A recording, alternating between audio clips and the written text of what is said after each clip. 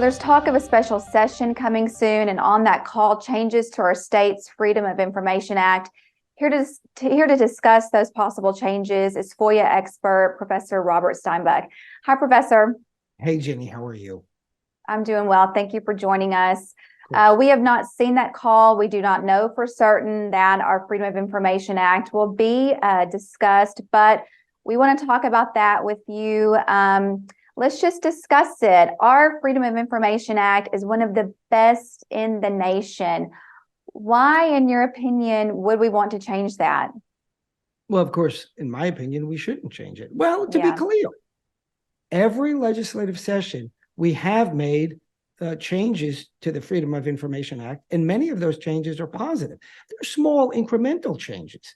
So I'm not opposed to changing the Freedom of Information Act, notwithstanding that some critics have said otherwise. In fact, I've helped draft many of the changes that we've made in the Freedom of Information Act every legislative session. So, by the way, to say that the FOIA hasn't been updated since who knows when is just false. It was updated half a year ago. Alan Clark had several good bills, and at least one of them passed.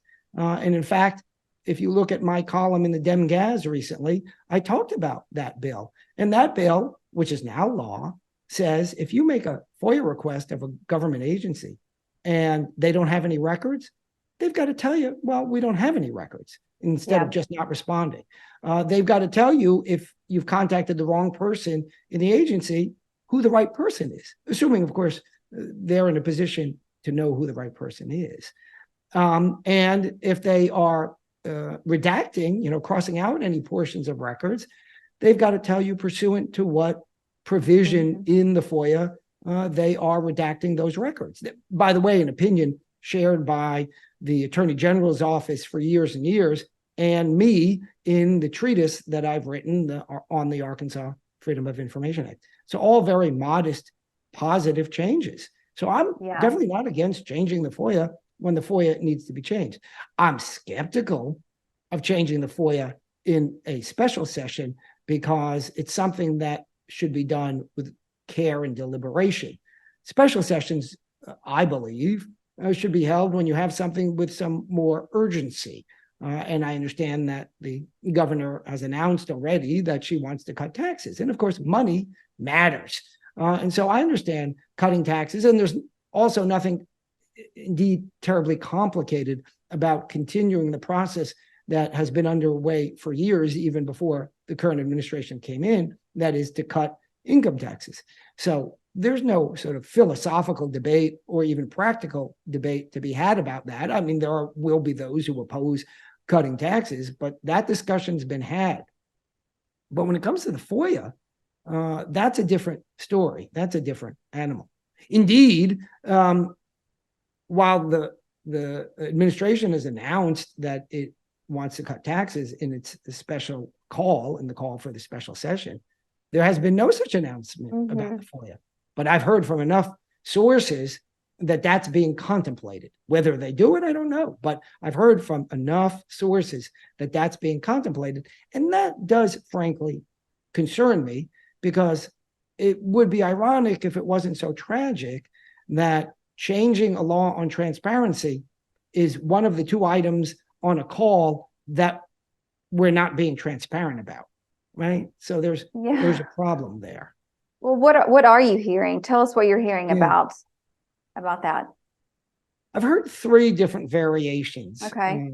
And of course, at this point now, it becomes more murky, more speculative. One concern that I've heard is that the administration is concerned about the safety of the governor and certain information that relates to her security. And that's a fair concern in general. The FOIA is spotty on providing exemptions for security issues. For example, there is an exemption for water systems, right? Because our water systems could be poisoned. So there is an exemption for security issues relating to water systems, but there is no similar exemption for the governor's security. So I would perfectly support creating a similar exemption regarding the governor's security to what we have for water security. Now, to be clear, that doesn't cover expenditures for prior security. Spending money is not the actual security plan. It's how much you spent on the security. And anything that involves the government spending our money should be turned over to the people, in fact, as soon as possible. Again, one could envision that if the security spending disclosed ongoing security, that turning over those records could be delayed so as to avoid risking the security of the government. So there's an exemption that I heard about that I think would be fine. The second, right? Well, before you move on to the second, regarding expenditures, I did see some conversation about that on Twitter. Since we're being speculatory, there was conversation about her travel expenditures, and I did see where the Florida governor Ron DeSantis signed a bill similar into law that would hide his records, past and future, that affected his travel. And there was some concern about that. And if anyone wants to look that bill up in Florida, it was Senate Bill 1616. And there was some questions about that. And that affected his expenditures as well. So that's one to look at. Go ahead. Yeah, that's a problem. I can't envision why past expenditures would be exempt from production. Spending money is the core of what's turned over pursuant to Freedom of Information Act requests. So that's a lack of transparency. That would be problematic. Indeed. The second one that I heard is a possibility is she said that the governor said, or the governor's office, I don't know, right? I mean, this is all speculation anyway. Sure. But the governor's office said it was concerned about its ability to communicate with cabinet members. Well, something's missing from that description because there is an explicit exemption for what's called working papers of the governor, and that covers exactly that.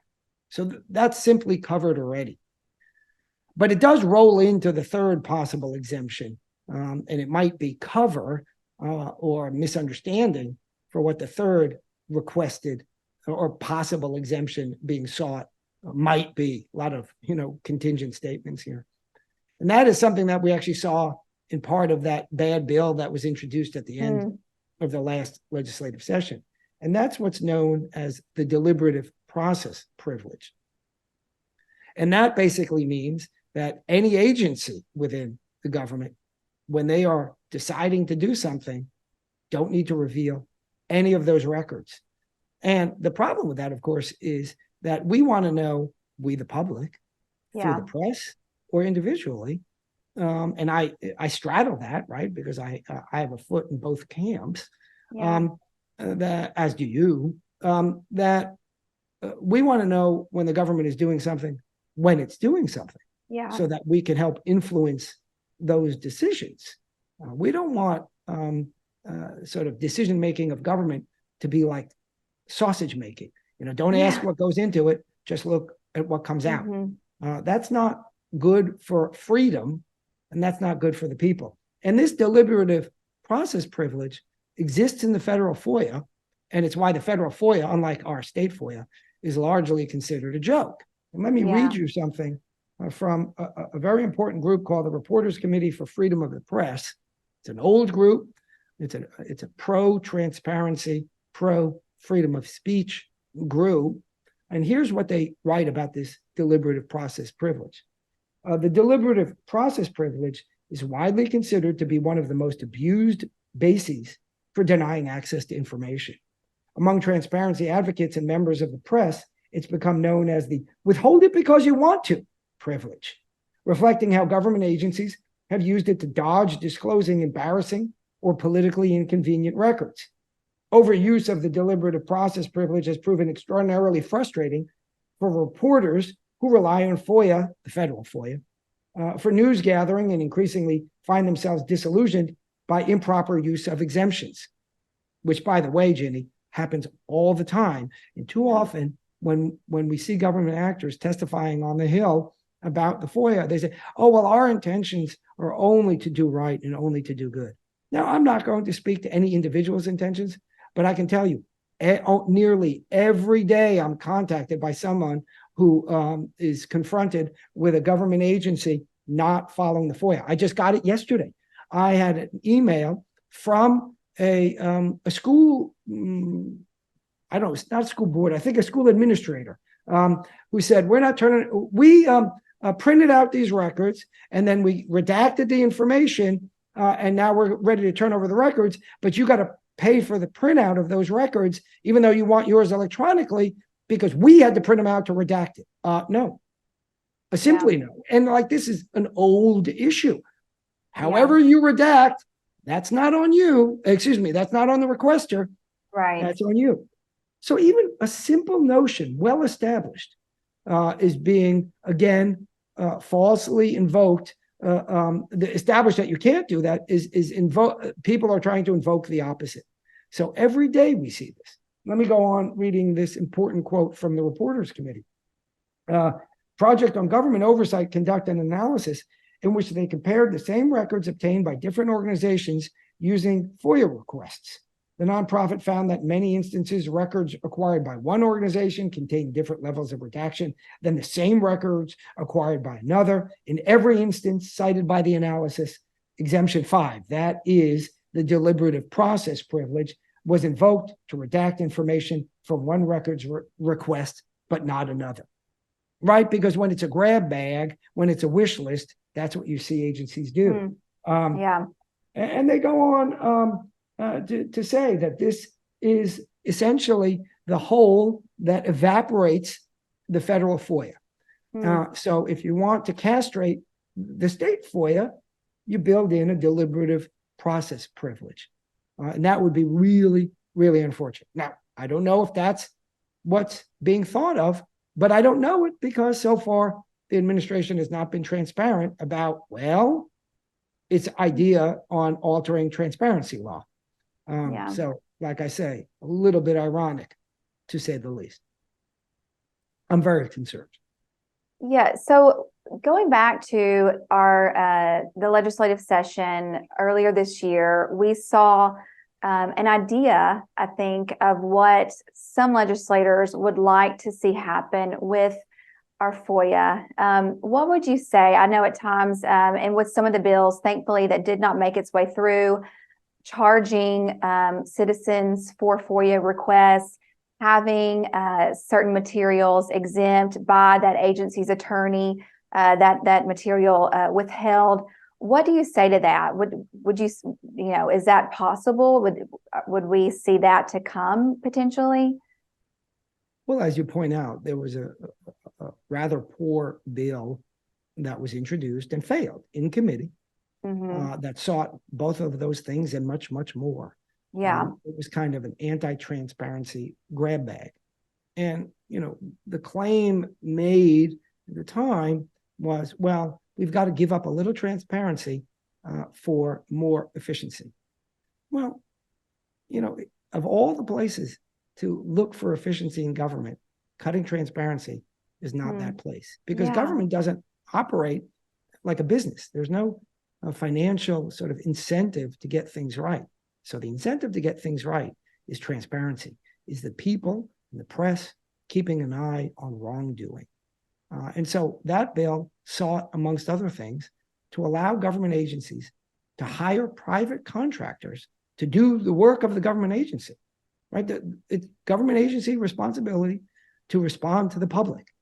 I've worked for the government in many capacities, and when the public called me, I answered their questions. And the claim of the bill was, well, you don't need to answer the public's questions. That's not your job. Well, according to Governor Rockefeller, it is, because 55 years ago, he's the one that signed the FOIA that said all government actors, all government employees are responsible to the people through transparency. And so it's really a little bit sad when that claim is made. Well, they have to respond to FOIA requests instead of doing their job. No. It's not instead of doing your job. It's as part of doing your job. Let's remember that. One of the claims of it, well, we could put more police on the street. I did a ride along with the police, and this young smart cop had arrested a woman for drunk driving, got into a serious car accident with babies in her car, and I think adults in the two other cars that were hit by her driving. And so she got arrested. She got brought to the jail, did all that processing. And then the rest of his shift, he did paperwork. Yeah, because it's a big deal, right? Because this thing's going to go to a court and you need paperwork. You just don't kind of wing it after all. Well, he was not out on the street. He was not on the street because he took a drunk driver off of the street. But the second half of his shift, say 4 hours, he was not out on the street. So are we going to now say, well, you see, that paperwork made him not be able to do his job? No, that paperwork was part of his job, because that paperwork is what results in that person going to jail or whatever else instead the penalty may be. That's what keeps us safe, the paperwork. So when you hear legislators say, well, having to respond to a FOIA prevents the cops from doing their job. No, it doesn't. It allows us to see what the cops are doing. It allows us to evaluate whether they're doing anything wrong. It allows us to evaluate what they're doing right. And for us as the public, for the press, and for legislators through that process as well, to know how to improve law enforcement. So it's not keeping anybody from doing their job. It is their job. And for those people that don't want to respond to FOIA requests as part of their job, there are plenty of private sector jobs you can take. But if you work in the public sector, one way or another, you have a tie-in to the Freedom of Information Act. We've had Freedom of Information Act requests made at the law school, and I've had to turn over, they say, well, check your emails for this, that, or the other thing. Okay. And I have, and I've sent them over, no problem. Right. So I didn't say that's not my job. Ooh, it kept me from doing my research or my public service like this, or my teaching my class. No, it was part of my job, and I did it.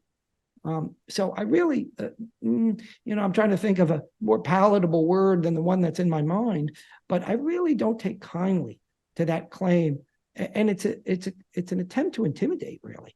It's an attempt to say, you're against law enforcement, you're against us keeping us safe, right? I'm the guy that has 5 lawsuits, at least one of them opposed by the Attorney General's office, to allow us to carry guns in places that the law already allows us to do it, but bureaucrats aren't allowing us to do it. You want safety? Carry a gun. Then you'll be safer. Okay? So that's the kind of thing that matters. And I don't take kindly to the complaints of, well, you're interfering with law enforcement. Of all the folks that I heard debating that bill, I'm the only one who's ever worn a badge and gone out on patrol. I was an auxiliary police officer years and years ago. That's like a reserve officer here in Arkansas. So, like I say, I don't take kindly to that claim. This is a people's law. They work for the people. I'm of the opinion when they don't reply to a FOIA within the allotted time, when they don't give the people the requested material, I say find the agency, find those elected officials who work for the people, find them for not replying to the FOIA request rather than attempting to find those that they actually work for. But no, it's a great idea. In fact, Mark Johnson, who is a good FOIA advocate, Senator Mark Johnson, has talked about that idea in many contexts, including recently when he came to the Pulaski County Republican Committee meeting. And he said he's interested in introducing a bill that fines people, government people, who kind of willfully violate the FOIA. And for example, Illinois has something like that. Not exactly that, but something similar to that. And so it's certainly a reasonable alternative. There's an amendment to the FOIA, another amendment. Go ahead. Yeah. Well, you have some school districts, some state agencies who have the nerve to deliberately ignore FOIA requests or to say, sorry, we don't have this. And then citizens are forced to file. A lot of them don't have the means And there was one woman who testified in that hearing during the session. You were there. I can't remember. I believe she was from Huntsville. But she said the people who need this, the people who file FOIA, a lot of times don't have the means to file a lawsuit for this material. And these are the people who need it the most. But a lot of people can't file a lawsuit. But that's the point. And a lot of times they know this, but I'm like, do that. But what would you say to the lawmakers? This isn't on the call yet, but what would you say to them if they're considering this in this special session? Well, part of it is, if it's the safety issue, I can see how that is a timely issue, right? Because you don't want to delay on safety. It's anything but the safety issue.